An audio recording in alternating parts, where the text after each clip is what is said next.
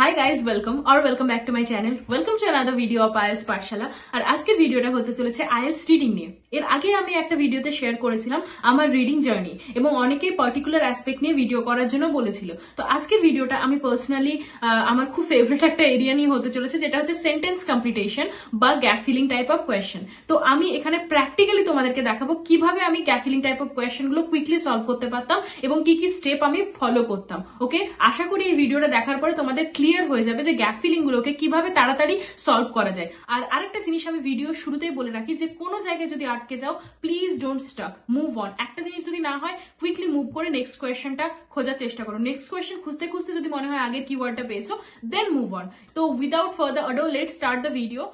Kindly quickly note down the steps you need to follow to solve gap filling type of question. তো gap filling type of question solve করার জন্য আমাদের প্রথম যেটা কাজ সেটা হচ্ছে ইনস্ট্রাকশনটা ক্লিয়ারলি পড়তে হবে। ইনস্ট্রাকশনটা হচ্ছে ওয়ান ওয়ার্ড অনলি, মানে আমাদের আনসারটা একটা ওয়ার্ডেই দিতে হবে। অনেক রকম কোয়েশ্চেন থাকে যেখানে 2 ওয়ার্ড অর নাম্বার থাকে, সেটা যদি তোমরা ভালোভাবে নোটিস না করো দেন আনসারটা ভুল হতে পারে। দেন আমরা কুইকলি হেডলাইনটা পড়ে নেবো, the উফিংটন white horse. উফিংটন white horse নিয়ে কিছু কথা বলা হবে, এটা জাস্ট প্যারাগ্রাফে আমরা অনেকবার পাবো, তাই কুইকলি একবার স্কিম করে নিলেই যথেষ্ট।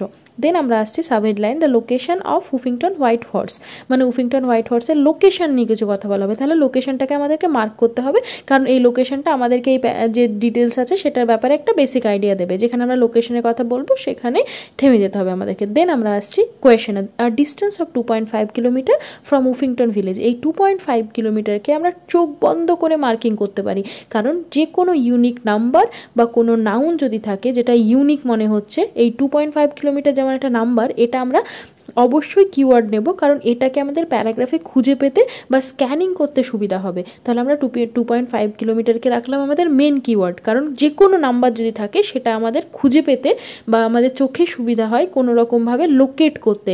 এই লোকেশনের জন্য এই ইউনিক নাম্বারগুলোকে অলওয়েজ আগে মার্ক করবে। Then near an ancient road known as the dash. এখানে কোয়েশ্চেনে যেহেতু অ্যানসেন্ট রোড কথাটা আছে, যেটা আমাদের একটুখানি ইউনিক মনে হচ্ছে, তাহলে অ্যানসেন্ট রোডটাকে আমরা সেকেন্ড কিওয়ার্ড নিলাম। তাহলে এখানে 2.5 কিলোমিটার আর অ্যানসেন্ট রোড এই দুটো হচ্ছে আমাদের কিওয়ার্ড। 2.5 কিলোমিটার আমাদের ফার্স্ট কিওয়ার্ড, অ্যান্ড অ্যানসেন্ট রোডটা যেহেতু ডাইরেক্ট কোয়েশ্চেনে আছে, এখানে কোয়েশ্চেনে ডাইরেক্ট এই অ্যানসেন্ট রোড কথাটা মেনশন করা আছে, দেন আমাদের এটাও হবে খুব ইম্পর্টেন্ট একটা কিওয়ার্ড। তো কোয়েশ্চেনটা হচ্ছে near an ancient road known as the dash. এখানে একটা গেম আছে, সেটা হচ্ছে দ্য ড্যাশ। এই দা মানে হচ্ছে ডেফিনেট আর্টিকেল, আর আমাদের একটা ফিক্সড রুল আছে যে ডেফিনেট আর্টিকেলের পরে অলওয়েজ নাউন বসে। এই দায়ের পরেও তার মানে আমাদের যেটা হবে সেটা একটা নাউন হবে। The moon, the sun, the something, সেই রকম দায়ের পরে এমন কিছু হবে যেটা ইউনিক একটা নাউন হবে। তাহলে দায়ের পরে আমরা জেনে গেলাম যে একটা নাউন বসবে। এবার কোয়েশ্চেনটা হচ্ছে near an ancient road known as the dash. তার মানে নিয়ার অ্যান অ্যানসেন্ট রোড, কোনো একটা অ্যানসেন্ট রোডের পাশে আছে, যে অ্যানসেন্ট রোডটার নাম হচ্ছে সামথিং। তাহলে আমরা এখানে প্রেডিক্ট করতে পারছি দায়ের পরে এমন কিছু বসবে যেটা নাউন হবে, যেটা এই অ্যানসেন্ট রোডটার নাম। তাহলে আমরা প্যারাগ্রাফে গিয়ে কুইকলি কিওয়ার্ডগুলো খুঁজতে শুরু করব। ফার্স্ট প্যারাগ্রাফে কোথাও 2.5 নেই, সেকেন্ডেও নেই, থার্ড প্যারাগ্রাফে কুইকলি আমরা স্ক্যান করছি, স্ক্যান করে 2.5 খোঁজার চেষ্টা করছি। ফার্স্ট, সেকেন্ড, থার্ড কোথাও আমরা 2.5 নোটিস করলাম না, বাট ফোর্থ প্যারাগ্রাফে গিয়ে আমরা কোথাও একটা 2.5 পেয়ে গেলাম। এই যে 2.5 সিচুয়েটেড 2.5 কিলোমিটার ফ্রম সামথিং, এই যে 2.5 ছিল আমাদের ফার্স্ট কিওয়ার্ড। এখানে যেহেতু 2.5 পেয়ে গেছি, তাহলে আমাদের এবার থেকে ঠান্ডা মাথায় আস্তে আস্তে পরবর্তী লাইনগুলো পড়তে হবে, কারণ আনসারের লোকেশন আমরা এক্সপেক্ট করতে পারি আশেপাশে কোথাও থাকবে। Uffington village on a slip slope close to a late Bronze Age, hillfort of Uffington castle and below the Ridgeway আর লং ডিস্টেন্স নিওলিথিক ট্র্যাক। এখানে বলছে দ্য রিজওয়ে, তার মানে আমার তো দা খোঁজার কথা ছিল, তাহলে দাটাকে মার্ক করলাম, প্লাস রিজওয়েটাকেও মার্ক করলাম, কারণ রিজওয়ে একটা ইউনিক নাম, প্লাস তার আগে দা আছে, আর লং ডিস্টেন্স নিওলিথিক ট্র্যাক। এখানে লেখা আছে কমা দিয়ে a long distance Neolithic track. এই কমা দিয়ে যেটাই লেখা থাকবে সেটা আগে সেন্টেন্সটাকে ডেসক্রাইব করবে, হুইচ ইজ সামথিং আর লং ডিস্টেন্স নিওলিথিক ট্র্যাক। এই যে দ্য রিজওয়ে, সেটা হচ্ছে একটা দীর্ঘ নিওলিথিক ট্র্যাক। নিওলিথিক কথাটার মানে হচ্ছে একটা নিওলিথিক এরা, এরা হচ্ছে একটা প্রাগৈতিহাসিক এরা, আর লং ডিস্টেন্স মানে হচ্ছে এটা লং। কোয়েশ্চেনে কি আছে, near an ancient road known as the dash, মানে অ্যানসেন্ট রোড মানেও যা, আর নিওলিথিক মানেও তাই। নিওলিথিক যেহেতু একটা ঐতিহাসিক একটা এরার কথা বলা হয়েছে, তার মানে কোয়েশ্চেনটা প্যারাফ্রেজ করা হয়েছিল। তার সাথে রোড মানেও যা, ট্র্যাক মানেও তাই, তার মানে আমাদের কথায় কথায় মিলে গেল যে উফিংটন ক্যাসেল বিলো দ্য রিজওয়ে আর লং ডিস্টেন্স নিওলিথিক ট্র্যাক, তার মানে the answer will be the Ridgeway, কারণ আমরা এই ইউনিক নাম একটাই পাচ্ছি, সেটা হচ্ছে Ridgeway. Let's move to the next question. কোয়েশ্চেনটা হচ্ছে first reference to White Horse Hill appears in dash from the 1070s। তো চোখ বন্ধ করে প্রথমেই 1070কে মার্ক করে নিলাম।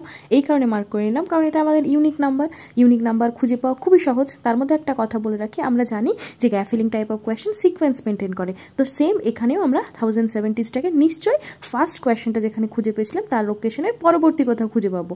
তার সাথে আরেকটা আমাদেরকে কিওয়ার্ড নিতে হবে, এই ফার্স্ট রেফারেন্সটাকেও আমরা কিওয়ার্ড হিসাবে নিতে পারি। কোয়েশ্চেনটার মানে এরকম দাঁড়ায়, first reference to White Horse Hill appears in dash, মানে প্রথমবার এই হোয়াইট হর্স হিলসের কথা উল্লেখ করা হয়েছিল 1070 সালের কোনো একটা কিছুতে।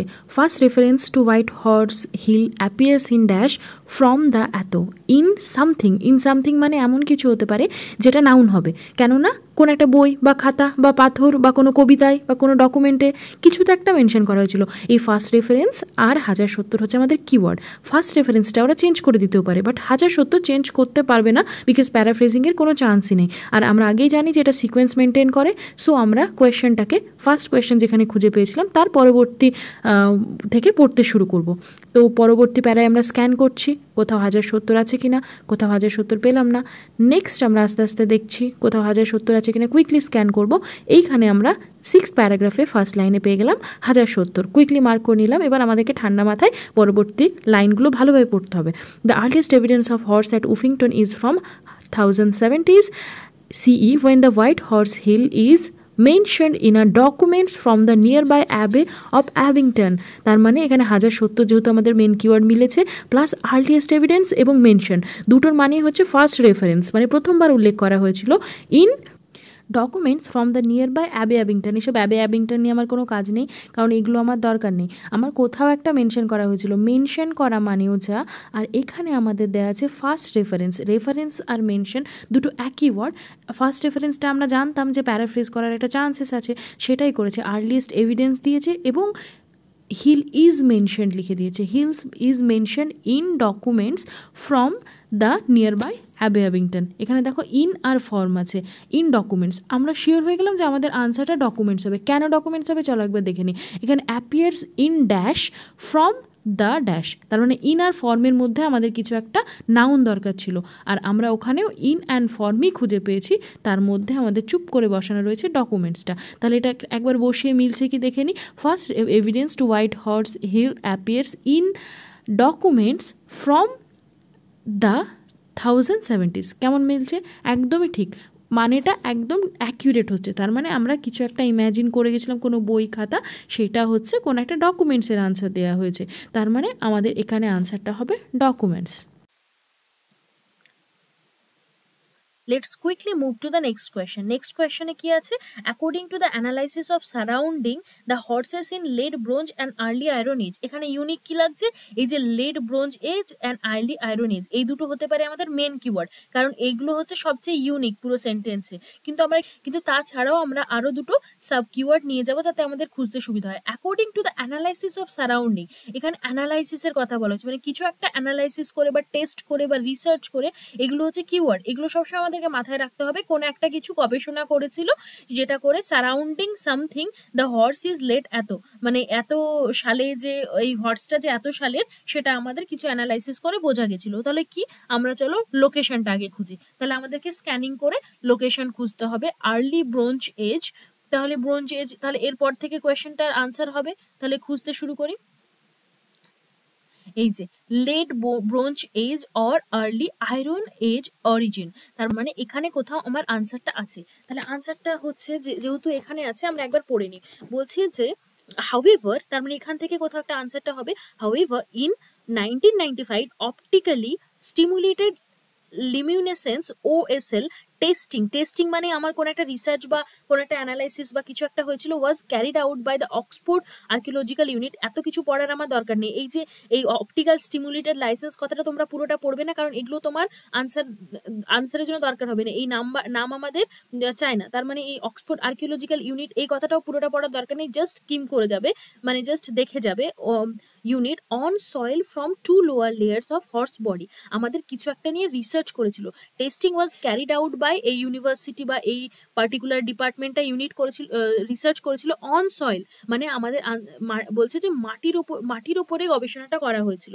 That means the answer would be soil. তাহলে এখানে আমরা সয়েল আনসারটা পুট করব, কিন্তু কিভাবে পুট করবো আরেকটু শিওর হয়নি। According to the analysis of surrounding dash the what's is late Bronze Age or early Iron Age, মানে সারাউন্ডিং এর কিছু একটা দেখে আমরা রিসার্চাররা বুঝতে পেরেছিল যে এই পার্টিকুলার সময়ের এই মানে ঘোড়াগুলো। দেন নেক্সট আরেকবার পড়ে নিই। The testing was carried out by অমোক unit on soil from the 2 layers of the horse body. বলছে না মানে যে ঘোড়াগুলো ছিল, ঘোড়ার সারাউন্ডিং বডি থেকে মাটি সংগ্রহ করে আর্কিওলজিক্যাল ইউনিট বুঝতে পেরেছিল যে এই ঘোড়াগুলো হচ্ছে এই পার্টিকুলার এজ গ্রুপের বা এইরকম ব্রোঞ্জ এজ বা আর্লি আয়রন এজের সময় ছিল।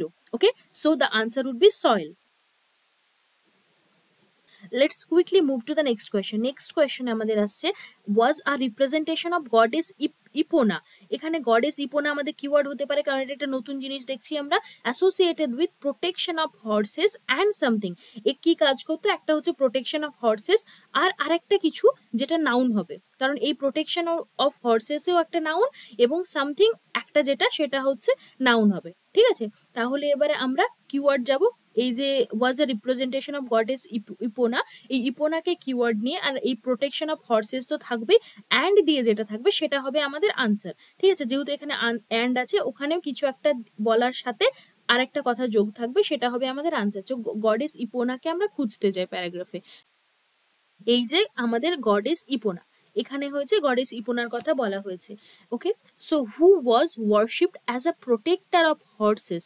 এখানে আমরা প্রথমটাই পেয়ে গেলাম, প্রোটেক্টর অফ হর্সেস অ্যান্ড দিয়ে সামথিং, যেটা আমাদের কথা, আমাদের আনসার এবার আসছে for her association with fertility. তার মানে এখানে একটাই নাউন আছে, অ্যাসোসিয়েশন, হার, এগুলো কোনোটাই আমাদের নাউন নয়, একটাই ওয়ার্ড আছে যেটা নাউন, সেটা হচ্ছে ফার্টিলিটি। রাইট, তাহলে হচ্ছে আমাদের এই ফার্টিলিটি হবে আমাদের আনসার। আমাদের আনসার হবে ফার্টিলিটি। কেন আমাদের আনসার ফার্টিলিটি হবে? কারণ এখানে হচ্ছে আমরা বলেছিলাম আমরা কোনো একটা নাউন খুঁজতে যাব। এই যে প্রোটেকশন অফ হর্সেস একটা পার্টিকুলার নাউন, ঠিক আছে, এটা একটা পার্টিকুলার ফেজ। এবার বলছে অ্যান্ড হার অ্যাসোসিয়েশন উইথ, হারও আমাদের প্রোনাউন হয়ে যাচ্ছে, এবং অ্যাসোসিয়েশন উইথ এই জিনিসটাও আমাদের কোনোটাই নাউন নয়। So fertility will be the answer. ওকে,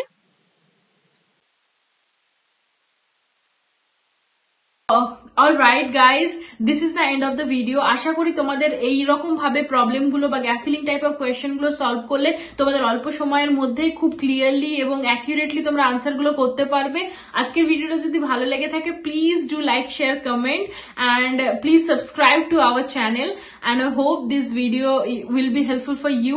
যদি তোমাদের রিডিং রিলেটেড কোনো রিসোর্সেস দরকার হয় বা আমাদের ফ্রি অ্যাসিস্ট্যান্স দরকার হয়, then do join our Telegram channel. তার সাথে আমরা 1-to-1 plus group classes provide করে থাকি। যদি ইন্টারেস্টেড হও বা তোমাদের মনে হয় যে আমাদের একটা গাইডেন্সের দরকার, then please let us know. We will be there for you, we will be happy to help. So all the best for your preparation. Bye by.